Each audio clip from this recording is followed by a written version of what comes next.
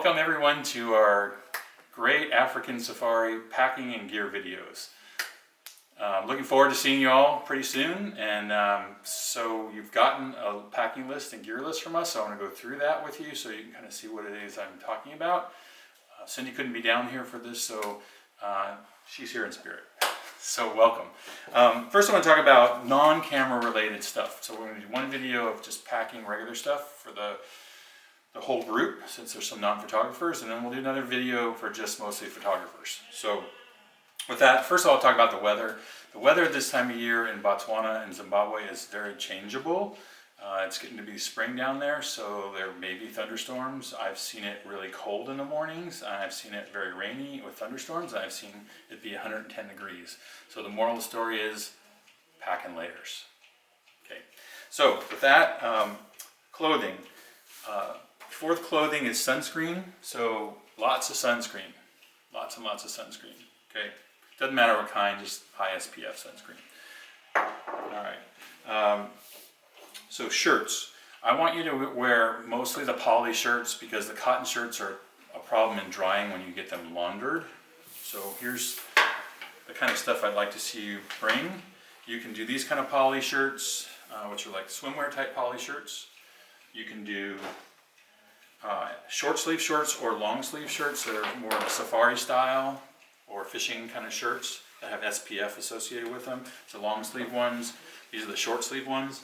If you do the short sleeve ones and you're worried about the sun in your forearms, some people bring these bicycle kind of sleevelets to give you a little more coverage, so you won't have to worry about getting a farmer's tan or whatever. As far as other clothing like pants and shorts, I wear a lot of cargo shorts and I wear convertible pants. So these pants are designed so that they can become shorts with zippers on the legs. These are also poly type materials. Cargo shorts like these have lots of pockets. Those are great for photographers and also for you guys who aren't photographers, who don't want to bring packs and things like that. Travel pants. I found that wearing jeans or whatever on the plane for a long period of time is okay, but then when we're in Africa, driving around to the camps and things, jeans wash kind of heavy and they don't dry really well because they're cotton. So sometimes these lightweight travel pants are good. I got these at Sam's for, I don't know, 15 bucks or something. Pretty cheap. Okay, so what not to bring as far as clothing. Unfortunately for us Americans, we're not viewed very well by some of the rest of the world. So don't wear t-shirts or hats or pants, or even swimsuits, probably okay out in the camps, but that have a lot of American US stuff, just because you're just inviting trouble if there's some people out there that are not very nice. So just giving you a heads up, would not wear red, white, and blue, and related to that. Also, camo. Some countries, especially like Zimbabwe when Mugabe was there, they look at camo as sort of military, and so try not to bring camo stuff just to be safe, okay? Bright colored things. Wildlife doesn't really like bright colored things, so you want the drab or tans and off blues and things like that, but just not super bright to go on safari, okay? So those are the what not to bring as far as that goes. Socks and swimwear. So the socks I'd recommend is that you go with socks that are wool, because wool dries fast. And if you're going to use the little short running kind of bicycle kind of socks to go with sandals or whatever, microfibers would be great. All the camps will launder for you. There's a question as to whether or not they'll do your smalls. When they call smalls, that's underwear. So be prepared to do some of your own underwear or all your own underwear at some camps, maybe all the camps. It's a religious thing with the women. There's no charge at most of the camps to launder, or it's not nominal if there's any charge. Bring at least one swimsuit, okay? Because I think all the camps we're in are going to have swim plunge pools, stuff like that, okay? Hats, headwear. I like the broad brim stuff, but I like the ones that have these pull strings that you can adjust to go under your chin. We're going to be going on some pretty fast driving safaris sometimes, and it gets kind of bumpy, and it could be kind of windy. And so we're not going to want to stop if we're chasing after some action to pick up somebody's hat that falls out of the vehicle. We might, but we're not going to want to. So prevent that by just wearing hats that have that. You can also wear hats like this. This is a great kind of hat. It's a fishing kind of hat. So it breathes on top. It gives you great coverage on your neck, because if the sun's bright, which it very well could be, this could be a great hat to try. And it's super lightweight. This is one of my favorite hats. It's the same broad brim, but I sort of like this sort of connection here. So I like this adjustable connector for your chin. Just neat. I will bring a ball cap or two. Oftentimes I'm wearing it backwards when we're driving fast forward, so it won't fly off the head. But I will bring a ball cap or two. Okay, so jackets. Oh, and for the women, undergarments.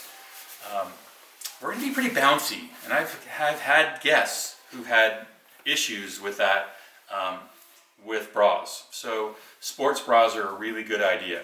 Just giving you a heads up. Men, just don't worry about it. Rain gear. I prefer this lighter weight raincoat. There's a good chance that they'll have ponchos rather, at the camps, and the ponchos a lot of times are lined, so that's great, but don't count on it. So do have some rain gear. This heavier rain jacket, while it's more sturdy and durable, and I can put stuff underneath it, for Africa, probably not as necessary because you'll have layers underneath. Okay? So I love this microfiber kind of fleece kind of jacket. I would definitely get one because some of the mornings get pretty cool. So I would definitely bring a jacket. I actually was in Kenya when I bought this at one of the camps because I didn't bring one for one trip, and I was freezing, and they let me borrow this jacket, and then I said, well, can I buy it? And they sold it to me. So there's that. Okay, rain pants. I made a big push towards discussing rain pants in the flyer you got. I like these Outdoor Research ones. They're great. They have zippers on the top and the bottom, so you can zipper them down to let your legs breathe. Here, like that, or you can zipper them up to get your feet in and out of your footwear. Okay, great, and they're Gore-Tex. They're expensive, but they're great. Footwear. Let's talk about footwear. So we're not going to go on a lot of hikes, but there's a good chance we'll do 1 or 2 walking safaris. So a lightweight hiking boot or shoe of some kind would not be a bad idea. I like these leather ones. My feet do better with them, and I have not great feet. So, but whatever you choose, they can even be below the ankle. They don't have to be over the ankle. From a traveling perspective, we got some sand there. Nice. From a traveling perspective, you could wear sneakers. I typically just use my hiking boots, and that's one less thing to worry about packing because I don't really use these sneakers anywhere.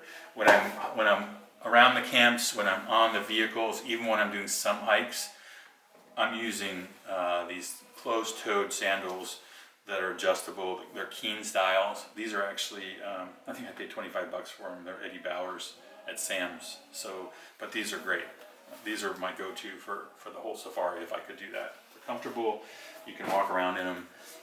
Big hikes, probably not so much because you get a rock under there and you're not very comfortable. Around camp, you might consider using these little flip-flops.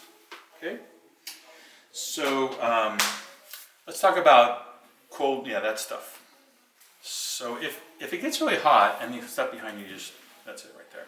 If it gets super hot, you can buy these little ties that have these little chemical beads in them, and when they get wet, they get really cold, and you can put them over your neck. You can also have towels that do the same thing. This towel, when it's wet, gets cold. It's called Cool Care. Okay, so I would have a couple of these for some of the game drives. I think it's a good idea. And you can get these at REI or Amazon for sure. I even bought a couple of these at Home Depot, actually, last year. Whether you're a photographer or not, strongly recommend you consider getting some sort of a towel that you can wipe your stuff off with, whether it's camera gear or otherwise. I use these ShamWows because they're really absorbent, so they're great. Let's see here. You want to bring hand wipes. You want to bring hand sanitizer. You want to make sure that you bring eye drops if you need them, chapstick or lip balm that has SPF in it, Kleenex. I like these little carabiners to hang off my stuff, whether you're a photographer or not. They're pretty cheap. You can get them at REI or on Amazon, and they just hang off stuff, and you can hang other stuff on them, like water bottles or things like that. Now, water bottles will be included on all the game drives, so you don't have to worry about filling up your water bottle or anything like that. These some people will want to, if we get to any villages, which in Botswana and Zimbabwe not as likely as like in East Africa. But I've done it in the past where I've taken either Polaroid little cameras that spit out little sticker pictures, or Canon has an IV one, which I've used. And you want to make sure if you bring those, that you bring enough of this film stuff that goes with them, because if you only bring what comes with it, like 10 or 20, then it's why did you bring it in the first place? So make sure you bring those if you're going to do that. Because you don't want to give money to children if there's children that come around. Usually there's not, because we're out pretty far out in the bush in most of these places, so it's not that big of an issue. Although when we go up to Zimbabwe, it's a possibility, especially at Big Falls. You want to stay away from giving money to anybody. Sticker books sometimes, pencils sometimes, toothbrushes for the dentist in the group for sure would be not a bad thing, as long as you bring enough to give. Let's talk packing cubes and duffels. So when I go to Africa, I love to use these packing cubes so I can put all my different things in the different things. So underwear and socks, shirts, shorts and pants, okay? They all have their individual zippers. They can go into a queen or king size comforter bag that you can turn upside down in your duffels, because there's always a chance that people at the airports could want to snoop and just stick their hand in and grab something out. So not only do these organize your gear, it makes it more difficult for people to take things when they're not supposed to be having access to them. So that leads me to duffels.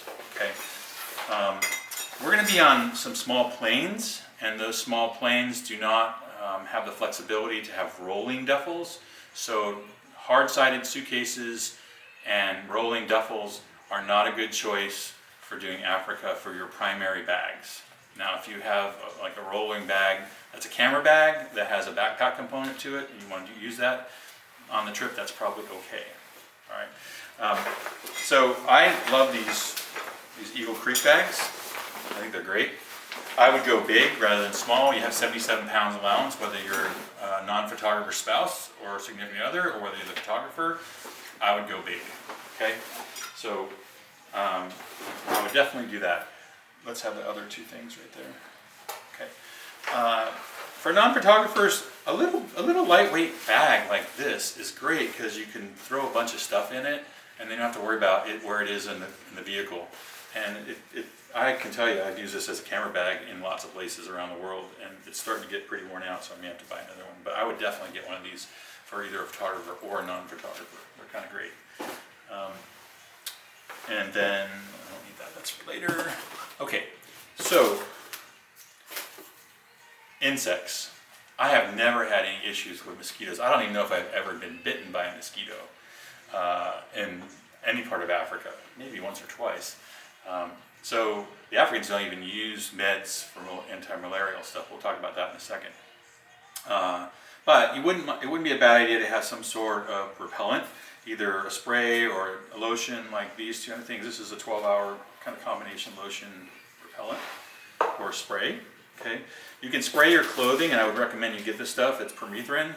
I gave that as a reference in the handout. Permethrin, you spray it on the clothing. It lasts for 4 washes or so, 4 or 5 washes, and it prevents insects. Mosquitoes don't care for it too much, so it's a spray bottle kind of thing. I forgot to mention that because it does get kind of cold in the mornings, you might consider really thin gloves. I wouldn't go anything heavier than just these really thin glove liner things if you want to. I'm not going to even bring them, but some people do. That would be remiss if I didn't. Okay, so where do I have left? Let me hand out gift cards, medications. Oh yeah, bring your medications. If you have medications, bring them on your carry-on bags. Don't put them on any sort of checked bags. If you have any medical issues, I need to know about it. Cindy needs to know about it. Nikki needs to know about it. So we'll keep it as confidential as possible, but we do need to know if you have medical issues. Some people travel with antibiotics if they get GI issues when they travel. It used to be Cipro. Now most people are recommending Z-Pak, although I would recommend you talk to your travel physician or your travel clinic as to which one, if you even do it at all. Okay. Over-the-counter meds, strongly recommend you consider whatever you're going to bring for anti-diarrheal, aches and pains, whatever you normally would take. I would recommend you do that. You can bring protein bars and little snacky things as long as they're sealed up in wrappers. I've never had a problem with that before. If you're gluten-free, make sure that if Nikki doesn't know, and when I say Nikki, I mean Eyes on Africa, that if she doesn't know about those issues, dietary issues, that you let her know as soon as possible. The water typically is drinkable and usable in the rooms, but you can just use bottled water if you want. So I don't typically eat stuff that's raw, that has skins on them, anywhere in Africa, but it's not to say that it's not safe. It probably is. Okay, so I don't think, bring Band-Aids, bring Benadryl if you need it, any kind of tape or moleskin in case you're afraid you're going to get some sort of blisters with your footwear. We typically go with whatever the physicians say about preventing malaria and CDC. All the places we'll stay will have insect mosquito nets over the beds, so fear not. Tips and gratuities, I haven't figured out that amount yet, but I'll get that to you as quickly as I can. It has to be in US dollars, fairly new dollars, because banks won't take the older dollars. And in increments that I can store, because I don't want to have to chase after people at every camp for tips. And these guys work hard for it, and it will be expensive, but it will be well worth it, and you'll see that right away. Make sure your passports have at least 6 months left, and that there's pages that are available to be stamped. If you don't, you should probably get a new passport. At this time, I don't think that there's any visa requirements. You can always double check with Nikki. You should enroll in the STEP, the U.S. State Department STEP program. It basically tells them where you're going to be when you're out of the country. Don't need to bring a lot of money because, they typically like to use plastic. All the camps will accept credit cards, but you can bring an ATM card. So if you run out of American money, you can always pick up some stuff at an ATM. Credit cards, make sure with your ATM and your credit cards that you register them with your credit card companies, that they know what countries you're going to. Otherwise, you're going to be disappointed when you get declined, and it's going to be expensive to call back to the States to tell them you're traveling. So I think that's pretty much it for the non-photography part of this in way of packing. If you have any questions at all, don't hesitate to contact myself or Cindy or Nikki. And I really look forward to seeing you all, and thank you, Julie, for helping me with all this stuff. There's a couple addendums I neglected. I like these TSA locks. I would use them on my carry-on gear just in case somebody wants you to check something through and you're not prepared to do that. So I like the cable ones. Actually, they're more flexible and you can kind of control more stuff with them. But you can use the metal ones too. So these are great. Get the ones that have the push buttons so that even if you have the right combination, you don't have to yank it, you just push the button and it comes loose. I like those a lot. And I would put them on my camera bag stuff. I would put them on backpacks that have any kind of valuables in them, that there's some way that people can get their hands in them. Stuff might fall out. So that's what I would do, okay? So that's one thing. The other thing I forgot to mention was the reason why I want you to consider using the poly shirts and shorts and things like that is because when we go to these camps, all the laundry is done by hand and they're hung to dry. And so cotton stuff doesn't dry very fast. That's why jeans and cotton t-shirts and stuff like that. I'll probably have a few cotton t-shirts, but the point is like, we're going to be at some of these camps for only a few days. If it rains some of those days, they're not going to be able to dry them. And the timing of when you give your laundry to them is important. You should do it at the beginning of wherever camp we're in, not the last day, because we're not going to be able to chase after your laundry if we've already gone to the next camp. It's possible it might catch up to you. They do have things that go back and forth. But the important thing is, if you're going to do laundry, have laundry done rather, get done early.